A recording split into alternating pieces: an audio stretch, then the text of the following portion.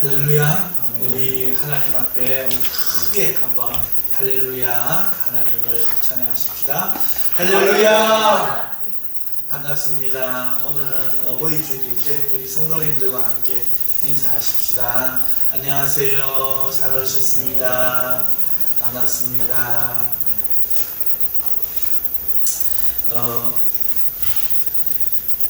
오늘은 로마서 12장 13절 말씀으로 어버이 주일에 즈음하여라는 제목으로 말씀을 증거하도록 하겠습니다. 오늘은 5월 8일 어버이날이자 어버이 주일입니다. 그래서 제목도 어버이 주일에 즈음하여라고 지어봤습니다. 즈음하다는 말은 특정한 때에 다다르거나 그러한 때를 맞다 하는 뜻을 가진 말이죠. 1년에 한 번씩 우리는 어버이 주일을 맞이합니다. 기억해보면 옛날이 지금보다 어버이 날에 대해 더 선명한 의미를 가지지 않았나 이렇게 생각이 듭니다. 학교나 교회에서 어버이날을 맞아서 가정 행사를 많이 했었고 또 그러므로 모두가 같은 인식을 공유했기 때문에 그런 것 같습니다. 하지만 지금은 어린이날은 그나마 명맥을 유지하지만 카네이션 한 송이를 꽂아주던 어버이날은 노래 한번 불렀던 스승의 날과 함께 세월의 뒤편으로 잊혀져가는 날이 된 거 아닌가 하는 안타까운 마음이 듭니다. 그저 일부 자녀들만이 효성 깊은 자녀들만이 부모를 기억하는 모습이 아직 남아 있는 것 같습니다. 그러나 기독교인들은 달라야 한다고 생각합니다. 기독교인의 제일 관심사는 하나님을 사랑하는 것인 줄 믿습니다. 그런데 하나님은 눈에 보이는 부모도 공경하지 않는 사람이 어떻게 눈에 보이지 않는 하늘에 계신 하나님을 공경하겠느냐 말씀하시죠. 부모 사랑과 하나님 사랑은 뗄래야 뗄 수 없는 관계이기에 기독교인만은 어버이날이 1년에 한 번 돌아오는 기념일로 여기는 세상 사람들과는 다른 의미로 지켜져야 된다 이렇게 믿습니다. 지금 우리는 본문에서 형제 사랑에 대해 나누고 있죠. 그리고 어버이 주일을 맞은 지금 본문을 통해서 이 둘에 대해 함께 연결하여 어버이 주일과 형제 사랑에 대하여 함께 연결하여 잠시 말씀을 드리고자 합니다. 어버이 사랑과 형제 사랑에 있어서 공통점이 하나가 있는데 이게 굉장히 중요하다 이런 생각이 들고 오늘 이 본문의 말씀이 어버이 주일에 참 적당한 참 중요한 포인트를 짚은 말씀인 것 같아서 기쁜 마음으로 오늘 말씀을 드리고자 합니다. 그럼 그것이 무엇인지 지금부터 살펴보도록 하겠습니다. 먼저 이 본문 이해를 잠깐 하고 넘어가도록 하겠습니다. 오늘 읽은 말씀은 13절인데요. 이 13절 말씀은 그 형제 사랑에 대한 말씀의 권면 중 마지막 구절입니다. 하나님의 선하신 뜻이 무엇인가? 그것이 성도들이 주님의 한 몸이 되어 서로가 사랑하는 데 있다. 밝히고 있는 것이 우리가 읽은 12장 4절에서 13절의 내용이었죠.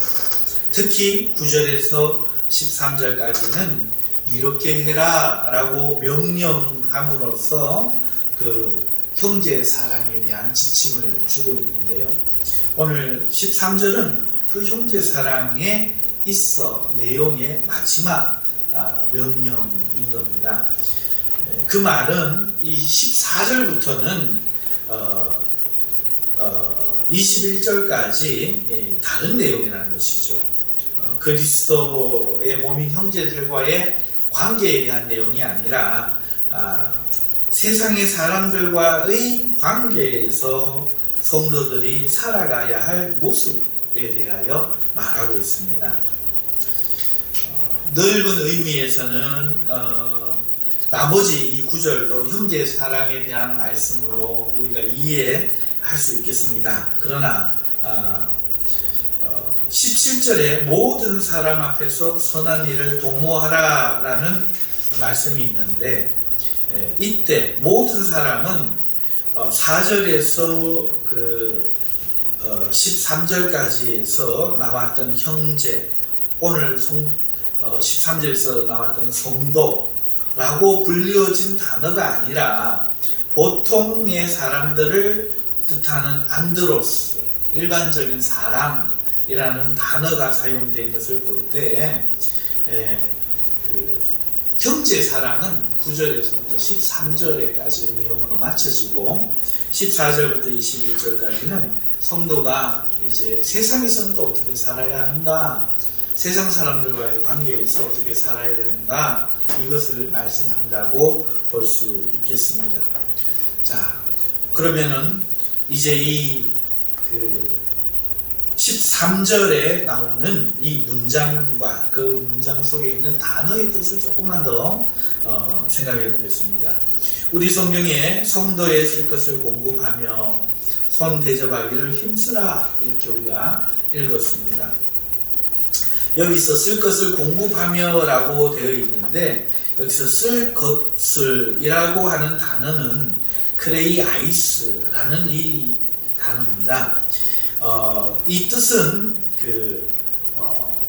명사이기 때문에 필요, 그 다음에 결핍, 부족, 이런 뜻이에요.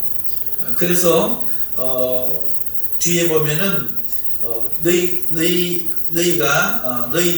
너희들이 그 성도들의 필요 혹은 결핍, 부족을 공급하라, 이런 뜻입니다. 그 다음에 공급한다는 단어는 코이노 눈테스라는 단어인데, 참여하다, 나누어 준다 하는 뜻이에요.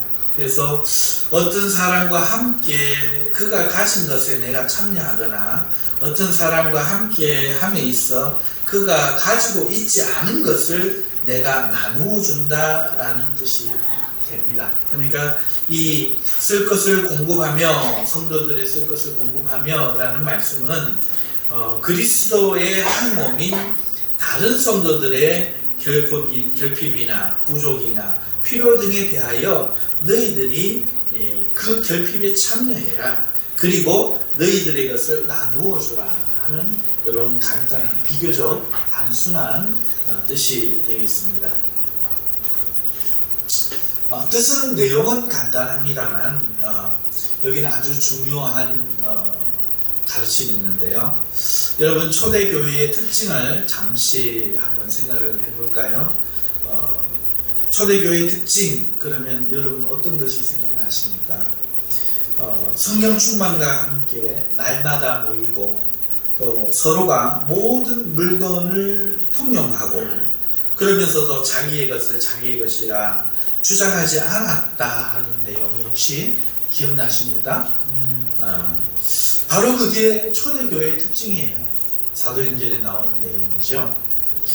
그러니까 이 로마서, 지금 우리가 읽는 이 13절에 쓰여진 로마서는 주후 한 57년경에 쓰여졌는데, 바울이 초대교회에는 없던 새로운 가치관을 오늘 이 로마 교회에 새롭게 쓰고 있느냐? 그렇지 않다는 겁니다. 예수님이 승천하시고 성령이 임하셔서 세워진 이 초대 예루살렘 교회는 그때부터, 처음부터 지금 이 57년이 된 20년 이상 계속하여 행해져 오던 교회의 특징이 지금 바울에 의해서 다시 언급되고 있는 거예요. 조금 말이 어려운가요?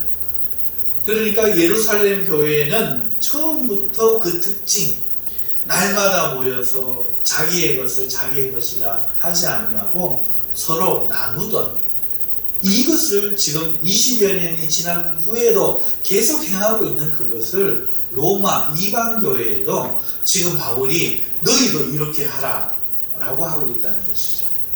그러니까 초대교회의 그 특징이 지금 로마교회 이방교회에도 이어지고 있는 것입니다. 그래서 성도들의 필요 결핍들을 너희들의 것으로 그들의 결핍에 참여해서 너희들 것을 나누라. 지금 이렇게 가르치고 있는 것이죠.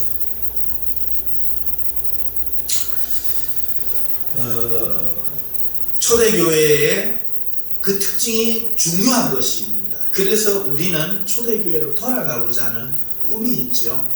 그런데 이 초대교회의 특징, 성령 충만과 형제사랑, 이 형제사랑이라고 하면 자기의 것을 자기의 것이라 하지 않고 기꺼이 서로가 나누어 통용하는 것이었는데, 이것이 이 전통이 이방교회로 20년의 세월이 끊어지지 않고 전해졌다는 것은 이것이 굉장히 중요한 것이고 신앙에서 핵심이다, 이렇게 말할 수 있는 건데요.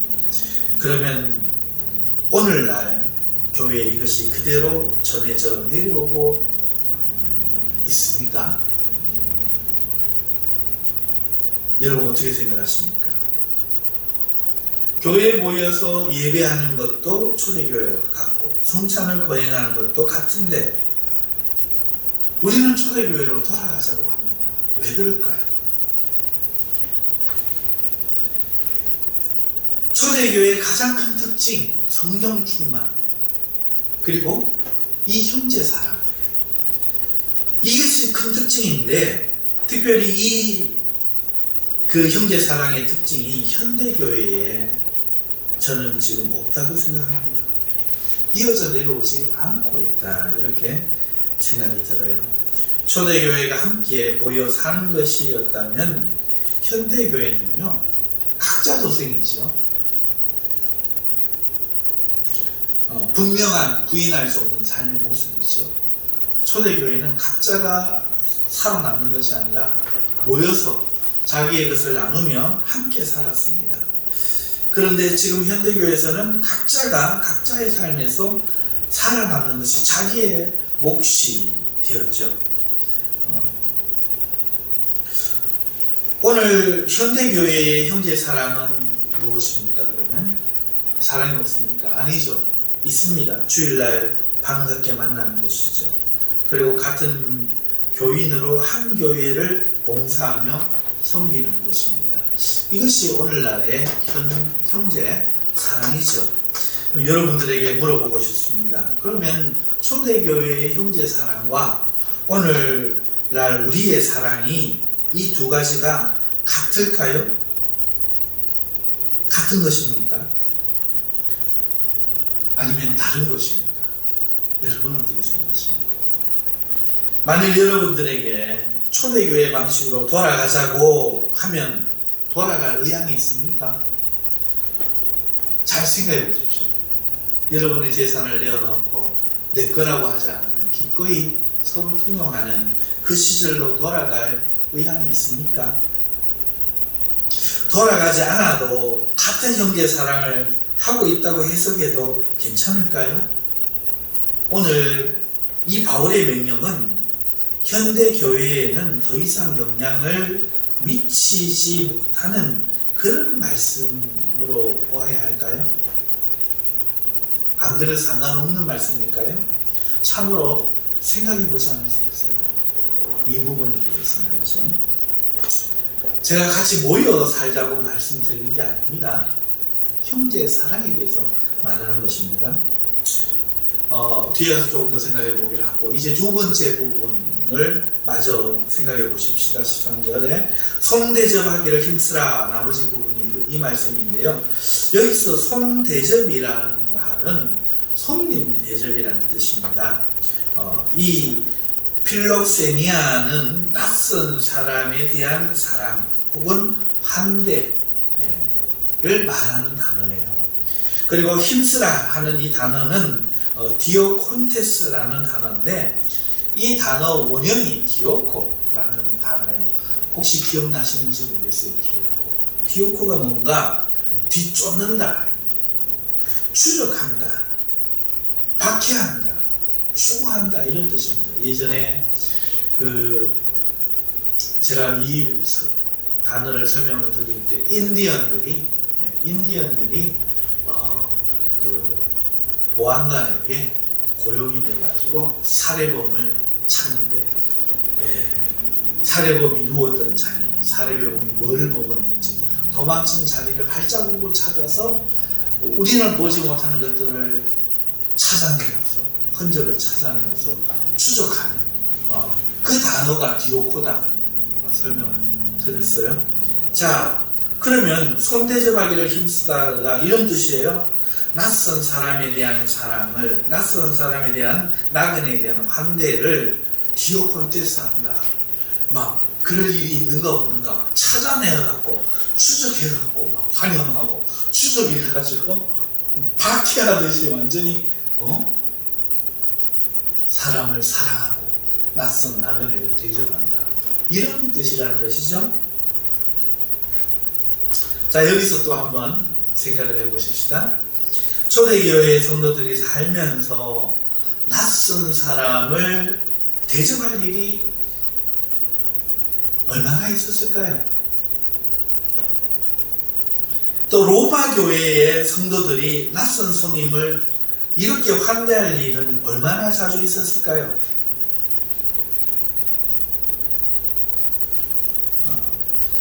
지금 우리는 성도들이 세상을 살아가면서 세상에서 처음 만나는 나그네에 대해서 이렇게 하라는 이야기를 듣고 있는 게 아닙니다. 이미 아까 제가 그래서 문맥을 한번 살펴드렸죠. 13절까지는 형제사랑에 대해서다 라고 끊은 이유가 여기에 있는데요. 교회 안에 있는 성도들이 일주일을 살면서 이런 일을 할 만한 일들이 몇 번이나 있을까요? 그러면 여기에서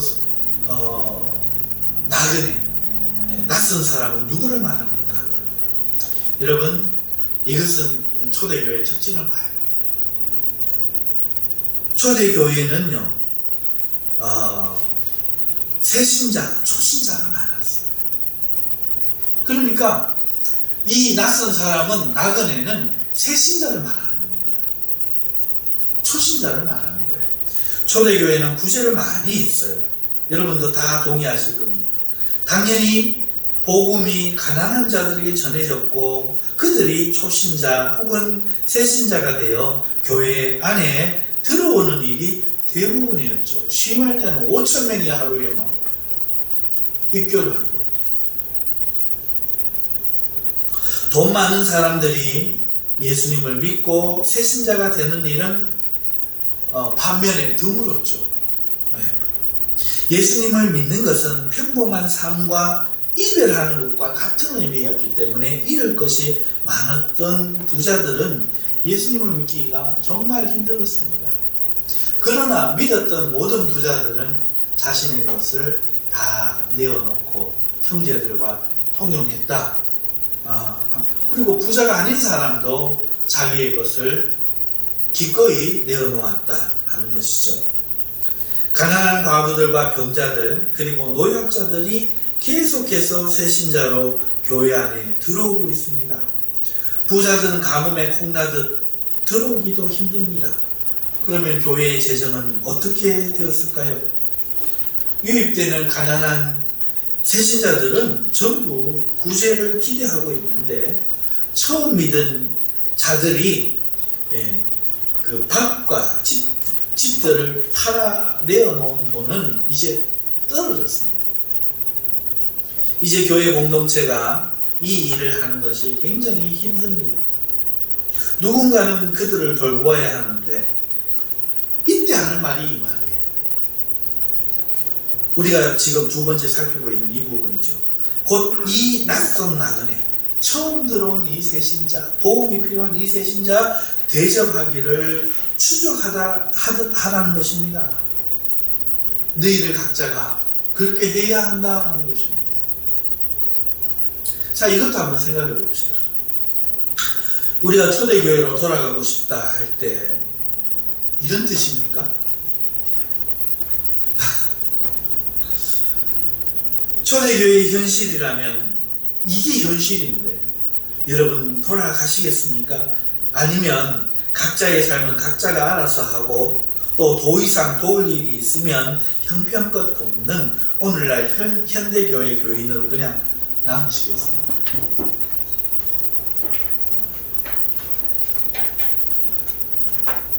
자, 여러분 이제 본문의 뜻을 살피던 그 당시 상황과 이어서 무슨 말을 하고자 하는 건지를 살펴보았으니 이제 종합해 봅시다. 자, 23절 전체를 보면 이런 의미가 드러나고 있죠. 성도가 열심히 일하여 교회 안에 다른 형제들의 필요를 채워주고 또 그러기 위해 일을 하고 있다는 것입니다. 왜? 팔았는 게 다 떨어졌습니다. 그런데도 새 신자는 자꾸 들어오니까 그들을 공급하려고 하는데 교회 재정도 다 떨어졌으니까, 그래서 이제 더는 돈이 없으니까 그러면 어떻게 하느냐? 각자 도생해라, 이게 아니라 공급하기 위해서 성도들이 나가는 겁니다. 돈 벌러 목숨 걸고 말이죠. 내가 벌어와야 저 38년 동안 알아놓은 김씨 집사님이 밥을 먹을 수가 있어요. 내가 돈을 벌어와야 저 애 놓고 몸 풀고 일을 못하고 있는 박씨 집사님 사무소리를 할 수가 있어요. 교회에 돈 있는 사람 들어오는 사람은 가뭄에 콩나듯하고 도와야 될 사람은 도움이 되니까 교회 안으로 소문 듣고 너도 나도 밀려들고 있어요. 그래서 먼저 믿던 최 장로님, 우리 황규민 형제가, 나연아 형제가 돈 벌러 공단으로 나가야 됩니다. 예수님 믿는 거 숨기고 말이죠. 잡히면 죽는데 말이죠. 예수 믿는 사람 잡아 죽이려고 하고 있는데 날품팔이 하고 막노동하고 그러기 위해서 나가는 겁니다. 여자들은 괜찮을까요? 못 나가는 여자들도 거동 못하는 환자 대소변 받아주고 간호해주고 아이들 한꺼번에 모아갖고 양육해주고 해야 할 일이 넘칩니다. 그러니까 23절 말씀이 그런 배경에서 이해되는 것이지, 오늘날 각자 도생하는 현대교인의 정서 위에 탁 얹어가 보게가지고 여러분 살면서 형제님들이 필요한 것 있으면 도와주셔야 합니다, 이런 뜻으로 이해되면 전혀 성경과 상관없습니다. 전혀 이 성경의 저자 성령께서 바울을 통해서 그 교회를 향해 주시던 메시지, 그 메시지가 오늘날 우리에게 받아야 될 메시지라고 생각한다면 오늘 우리의 이런 이해, 현재 교회를 살아가면서 안부하고 좀 필요할 때 십시일반 거두어서 도와주는 이런 형제 사랑하고는 거리가 먼 얘기인데 이런 모습이 초대교회의 특징이었다고요. 성령 충만과 함께. 이 위에 성령이 충만해요. 자, 우리가 돌아가자는 건 뭡니까? 우리가 돌아가자 하는 것은 초대교회 분위기가 너무너무 좋아. 막 예배가 얼마나 은혜되었을까. 날마다 모여 눈물 나고 자기의 것을 아끼지 아니하고 나누고 얼마나 사랑이 넘치는 몰라. 어떤 좋은 이미지만 생각할지 모르겠습니다만은 실제로 그러기 위해서는 내가 아닙니다. 실제 그러기 위해서는 오늘 예수님을 믿는 사람들의 삶이 더 이상 각자가 좋아하는 것들을 하며 살 수가 없어요. 부양가족이 생기는 것. 이것이 초대 교회였다 하는 것입니다. 목사님 그 말씀 한 절 읽어놓고 해석을 해도 저렇게 와전을 해갖고 점진적으로 발전해갖고 저렇게 말을 하니 참 참 곤란하다 이렇게 생각하실 분들이 혹 있을지 모르겠어요. 그렇다면 말씀드립니다. 아닙니다. 이거는 초대교회와 성경의 가르침이었어요.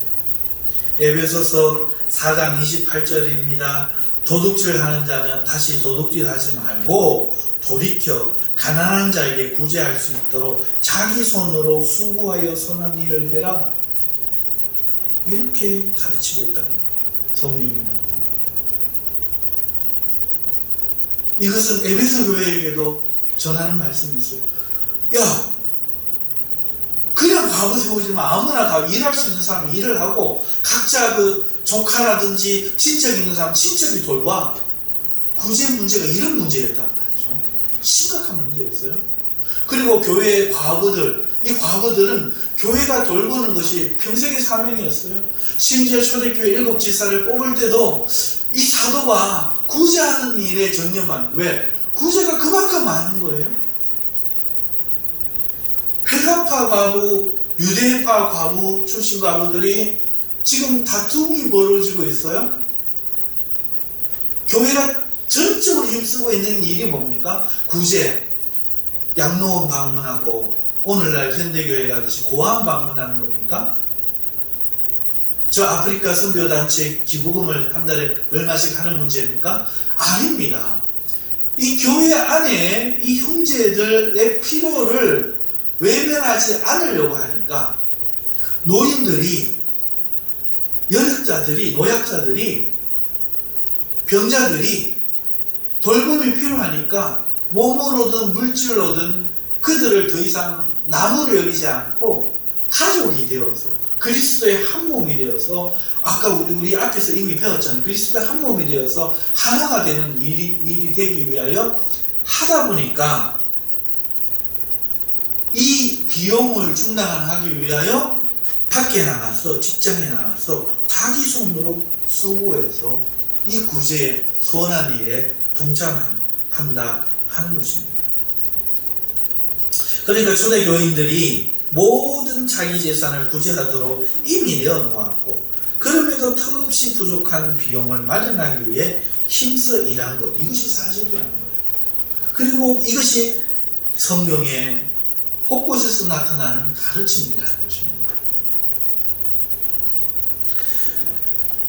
야고보서 2장 14절에서 17절의 말씀입니다. 내 형제들아, 만일 사람이 믿음이 있노라 하고 행함이 없으면 무슨 유익이 있으리요? 그 믿음이 능히 자기를 구원하겠느냐?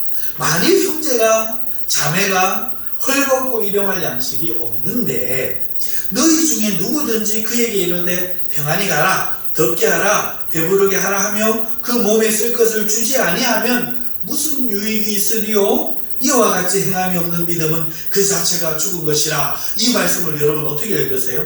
이 말씀은 믿음에 대하여 지금 말하기 위하여 하는 가르침이지만 생뚱맞은 개념을 들어서 믿음을 가르치는 것이 아니라 초대교회가 지금 실천해 오고 있는 현장의 모습, 삶의 모습, 곧 다시 말해 현재 사랑의 모습, 잘 알고 있는 그것을 들어가지고 이러니 믿음도 이루어야 된다 말하고 있다는 거예요.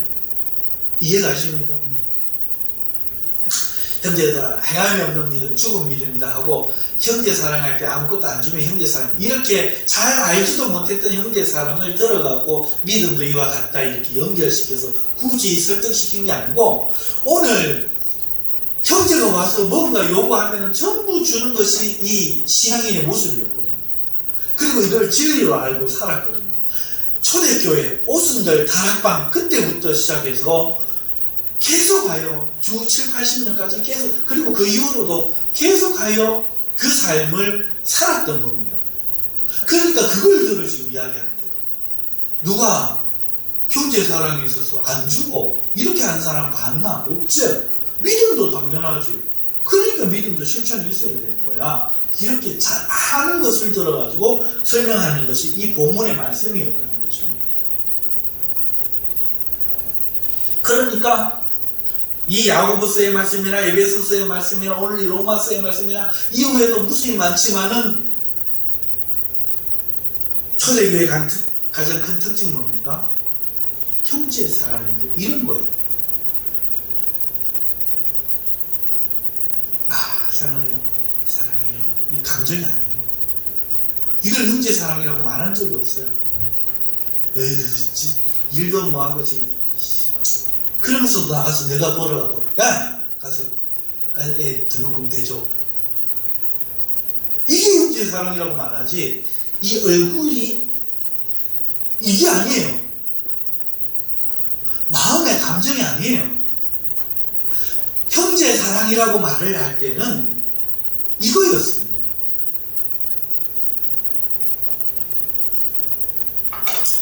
이 형제 사랑 위에 하나님의 역사가 충만했던 것, 그것이 초대 교회였다는 거죠.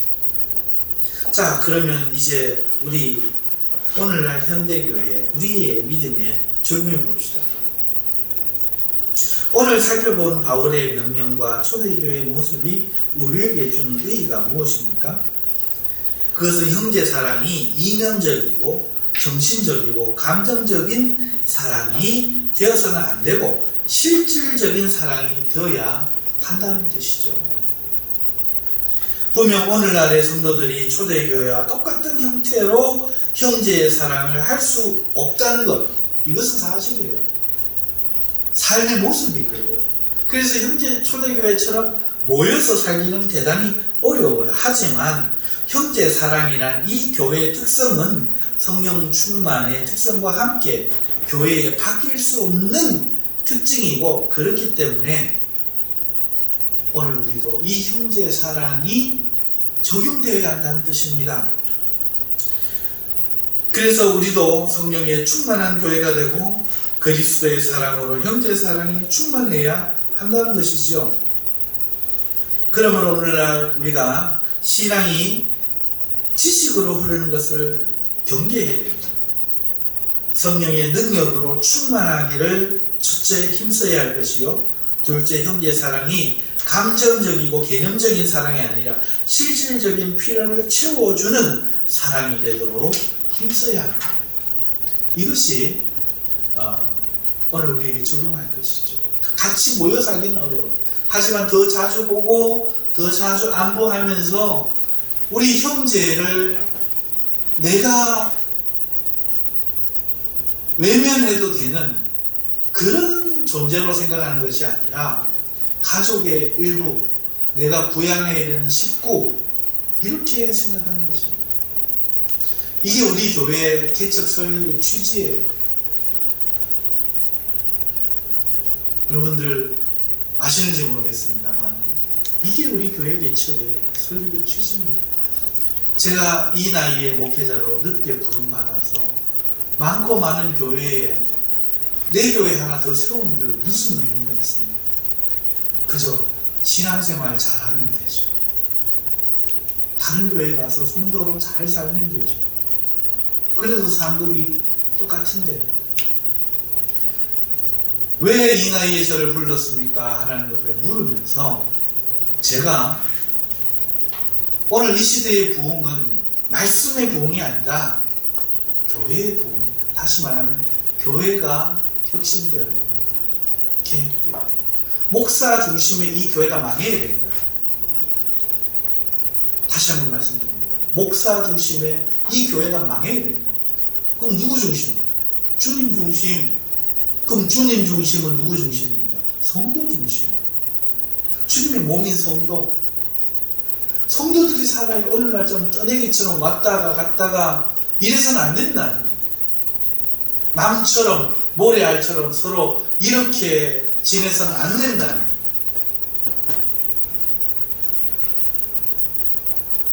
여러분, 저는 5월 6일 날 SBS 뉴스를 봤습니다.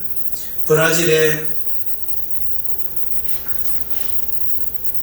한인단체가 있었어요. 돌나라 오아시스라는 이단 집단이 신도들을 브라질로 집단 이주시켜서 자칭 하나님이라는 박모 교주를 섬기며 단체 생활을 하는 가운데 사고가 터졌는데 그게 보도가 됩니다. 사람들이 이 뉴스를 보면서 기독교를 또 욕합니다. 같은 기독교인들도 이런 이단들을 보고 혀를 차고 걱정을 해요. 하지만 저는 이런 생각을 해봅니다.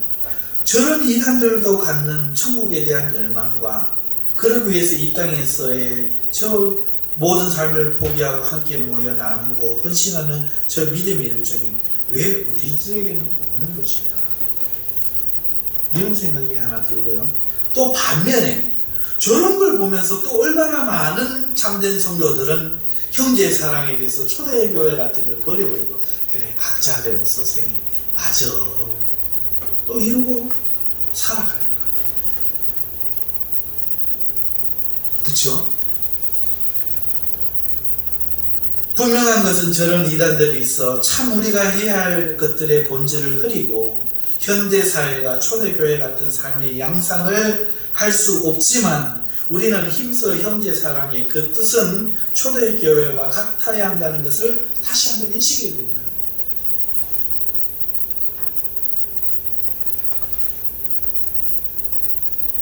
다시 한번 오늘 말씀을 생각해 보십시오.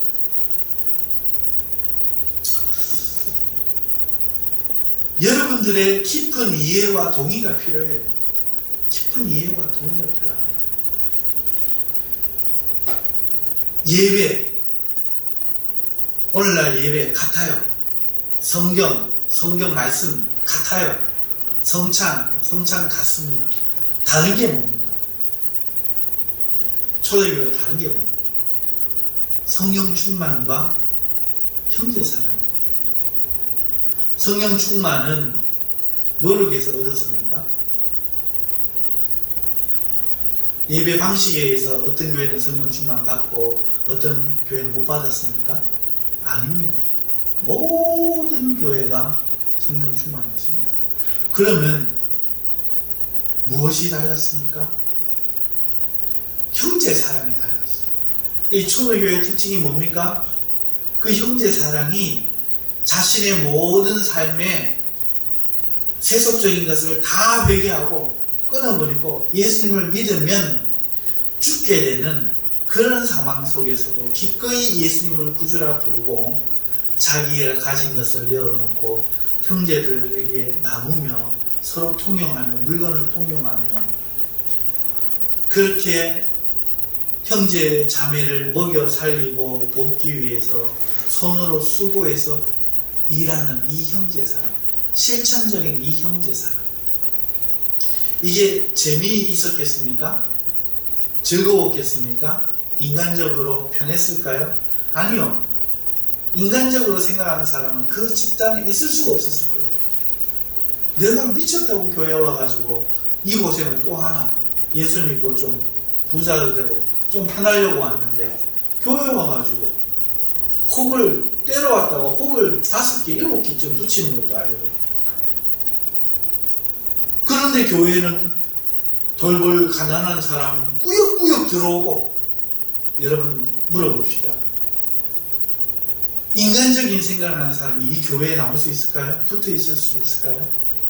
아니요. 전부 떨어져 나옵니다. 그럼 누가 이것을 내가 내 일로 그리스도의 몸이 내 몸인 것을 알고 이것을 내 일로 받아들인 자기의 죽음마저도 받아들이고 자기의 재물욕마저도 포기해버리고 자기를 죽이는 기꺼이 그럼에도 불구하고 예수님을 믿는 사람이기로 한 사람들이 그 초대교회에서 이 형제사랑에 동참하고 교회에 남을 수 있는 그 위에 성령이 충만한 거예요. 성령의 충만의 비결이 뭡니까?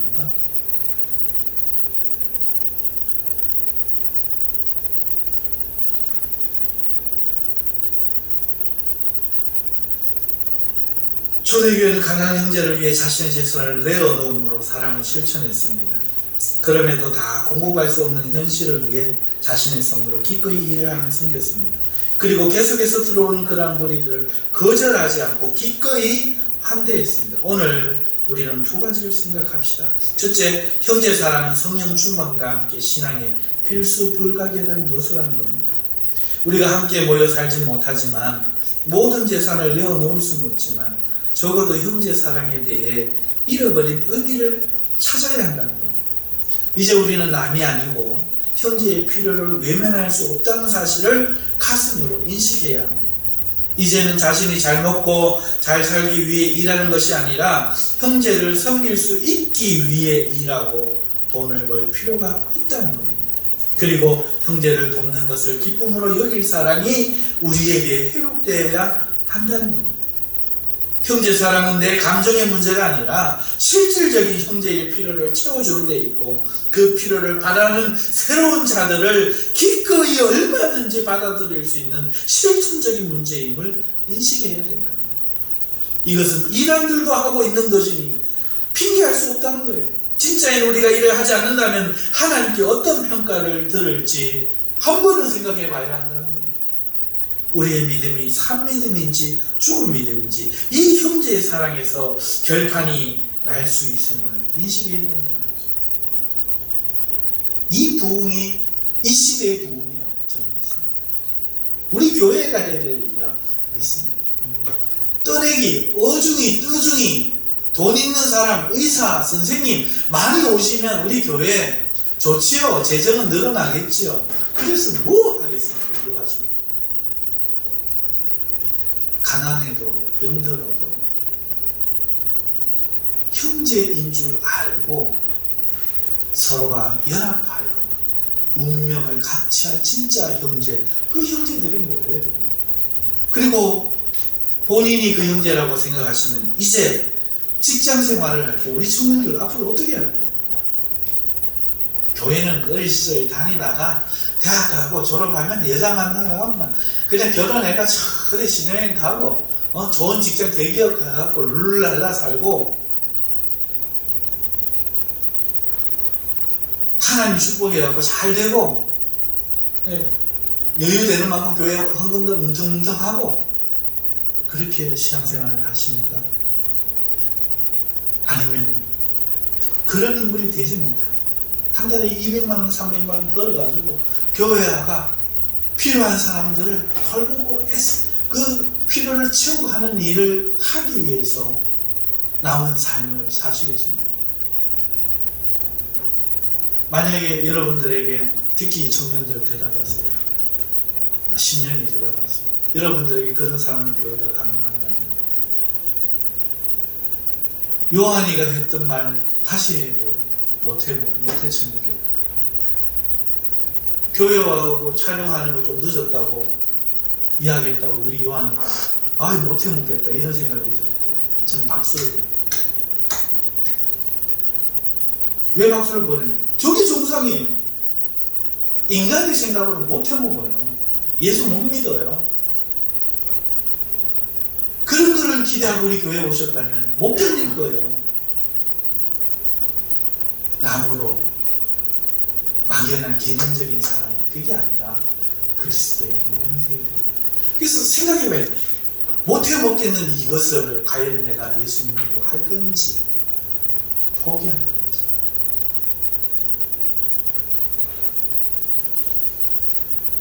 두 번째 생각해봐야 될 것은 오늘은 어버이주일이라는 거예요. 교회의 형제 사랑이 이렇다 하면 우리 육신의 부모 사랑은 어떠해야 합니까? 우리 기독교 젊은이들이요. 안타까운 것은 많은 자녀들이 오히려 정반대라는 겁니다. 부모가 얼마나 많은 재산을 물려주느냐, 이것이 오늘날 자녀들의 관심이고 자랑인 세대가 된 거예요. 정유라, 조민 이런 사람들을 보면 잘난 부모를 둔 자들의 모습이 부각되고 있고, 들켜서 문제지 못난 부모를 둔 자녀들이 서로 다른 면에서 부모가 물려주는 삶에 대해서 공감하고 있는 게 요즘 세대예요.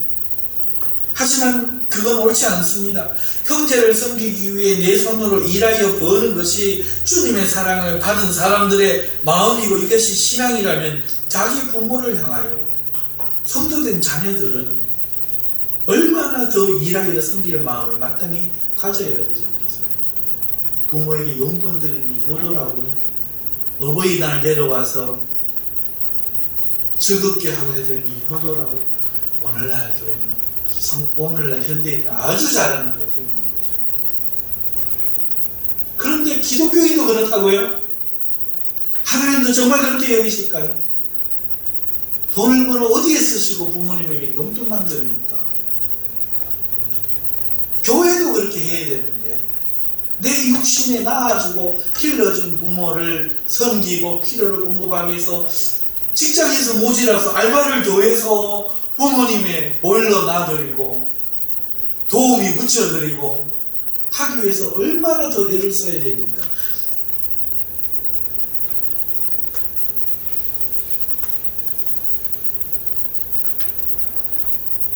이게 부모를 향한 마음이에요. 혹 부모가 재산이 있더라도 그것을 받을 관심을 갖기보다 자신의 번 것으로 부모의 필요를 채워드리고 부모를 기쁘게 하기를 힘쓸 것이 아니겠습니까? 그런데 오늘날은 젊은이들이 반대라는 거예요. 잘난 부모를 둔 사람은 그것 때문에, 못난 부모를 둔 사람은 받을 것이 없는 것 때문에 받는 것만 생각하고 있다는 거예요.